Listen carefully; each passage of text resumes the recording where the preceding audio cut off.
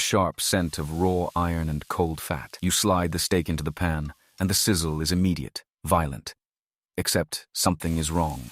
Instead of a deep mahogany brown forming where the meat meets the metal, a pallid gray spreads across the surface like a stain. You've done this 100 times. The heat is high. The oil is shimmering. So why is your steak turning gray instead of browning? The answer isn't your pan. It isn't your technique. It's a chemical war happening at a scale you cannot see. And the moment the gray appears, you have already lost the battle for flavor. You've probably been told your whole life that high heat equals a good sear. It makes sense. Crank the burner, drop the steak, wait for the crust.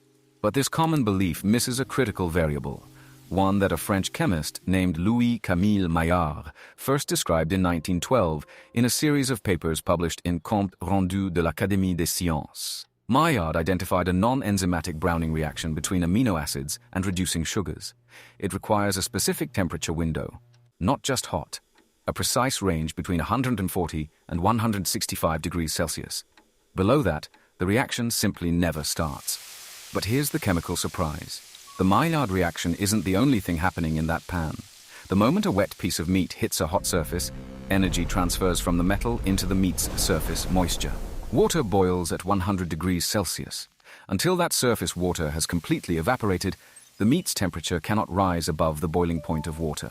You are not searing the steak, you are steaming it. The gray color you see is not undercooked meat. It is fully cooked meat that never reached the temperature threshold to brown. That gray color is not a sign of undercooking. It is a sign that the steam barrier is still in place, blocking the Maillard reaction from even beginning. If you want to remember the exact numbers that separate gray from golden, save this video so you can pull up the chemistry next time you cook. And in the comments, drop the single word that best describes your new understanding. Steam, or moisture, or barrier. I want to see which one clicks. You've probably stood over a pan, spatula in hand, watching that gray layer form and wondering if you should flip it yet. That moment of hesitation is your kitchen intuition trying to solve a problem it doesn't fully understand. The problem isn't the heat. The problem is the moisture.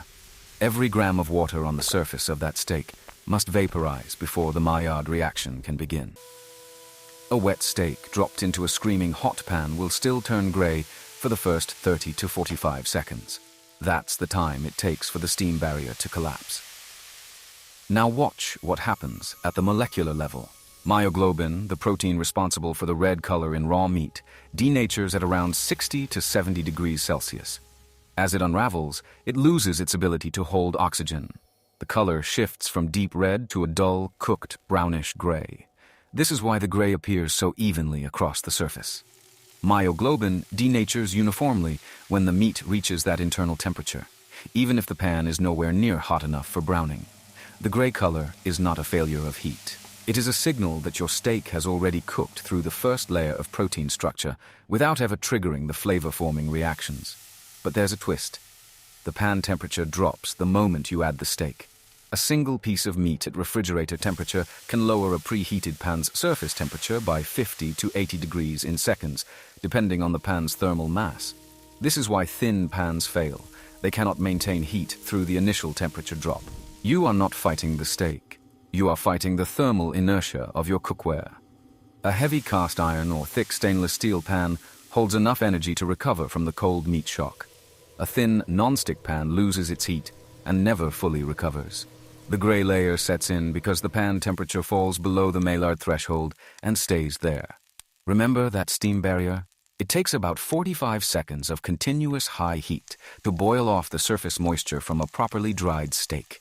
But if you overcrowd the pan, if you add a second steak, or if the first one releases juices, you reintroduce moisture into the system. The pan temperature drops again. The steam barrier reforms. What you get is not a sear. You get a gray, steamed exterior that feels tough and rubbery. You've probably noticed that a crowded pan always produces gray meat. That's not bad luck. That's physics. Water has a specific heat capacity 4 times higher than oil. Every drop of juice that escapes steals energy from the pan, energy that could have created flavor. Here's what changes everything. The Maillard reaction produces hundreds of flavor compounds, including furans, pyrazines, and thiols. the same molecules responsible for the aroma of toasted bread, roasted coffee, and seared meat. Without the reaction, you get none of these. The gray steak tastes metallic and flat, not because it's raw, but because the chemical symphony never played. In 1960, food scientist John Hawthorne demonstrated that the flavor intensity of browned meat is directly proportional to the concentration of these Maillard products. No browning means no flavor. The gray steak is a complete biological failure disguised as a cooking mistake. That gray steak is not a failure of your skill. It is a failure of temperature management and moisture control, a missed chemical symphony that leaves your dinner tasting flat. To make sure you catch every hidden reaction in your pan, stay with this channel. The next video will reveal why your sear sometimes smells like burning rubber. And drop the word Maillard in the comments, because that name now represents the difference between gray and golden. So the rule is simple, and it applies to every cut, every pan, every stove. First, pat the steak absolutely dry with paper towels. Any visible moisture will steal your heat. Second, preheat your pan until a droplet of water skitters and evaporates instantly, a test called the Leidenfrost effect. That indicates the surface is above 190 degrees Celsius, well into Maillard territory. Third, use a high smoke point oil. Fourth, do not overcrowd the pan. Give each steak room for moisture to escape as steam, not condense back into liquid. Fifth, wait. Do not touch the steak for at least 90 seconds. Let the moisture boil off. Let the temperature climb. Let the Maillard reaction begin. Once you learn this, you can't unsee it. Every time you see a steak turn gray in a pan, you will know exactly what happened. The water barrier, the temperature drop, the missed chemical window. That's the kind of kitchen power that separates good cooks from great ones. You are not fighting your stove. You are cooperating with chemistry. And the next time you drop a steak into a screaming hot pan, you will watch the gray form, wait through the steam, and see it transform into the rich brown crust you always wanted. That moment of patience is the difference between a steak that feels like a compromise and one that tastes like a discovery.